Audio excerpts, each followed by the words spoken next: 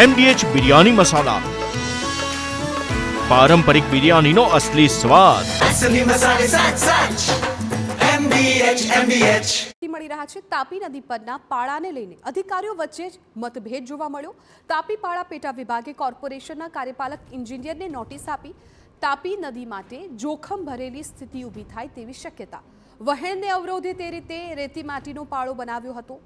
મહત્વપૂર્ણ છે કે સિંચાઈ વિભાગ દ્વારા કોઈ પરવાનગી અપાઈ નહોતી. તો અમારા સંવાદદાતા બળદેવ સુથાર આ મામલે વધુ જાણકારી આપવા માટે ફોન લાઈન પર જોડાઈ ગયા છે. બળદેવ, તાપી પાળાને લઈને અત્યારે શું જાણકારી મળી રહી છે? શું ગેરકાયદે રીતે પરવાનગી વગર આ પાળો બાંધી દેવામાં આવ્યો છે?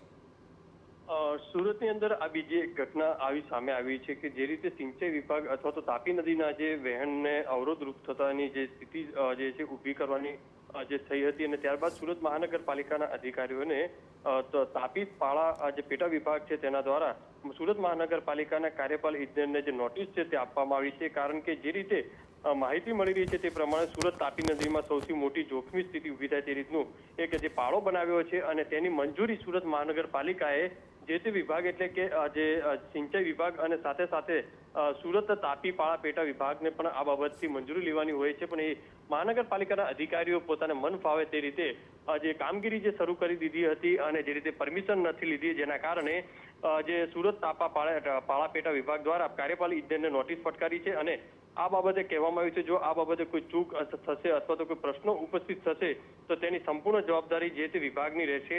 કારણ કે સિંચાઈ વિભાગ દ્વારા આ બાબતે કોઈ જે પરવાનગી આપી નથી અને તાત્કાલિક પરવાનગી મેળવી અને આ જે પાળો છે તે તાપી નદીની અંદર અવરોધ ઉભો કર્યો છે તે દૂર કરવા માટેની જે સૂચના છે તે પણ આપવામાં આવી છે.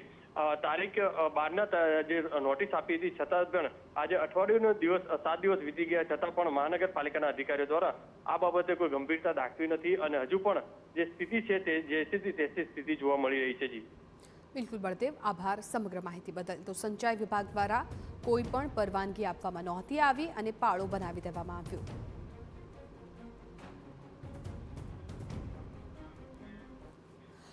MDH કિચન કિંગ મસાલા રસોડામાં હોય તો આપણે કંઈ પણ બનાવી શકીએ છીએ. રીંગણાનો ઓળો, બટેટા ફુલાવર, ભીંડી મસાલા અને બીજું ઘણું બધું. MDH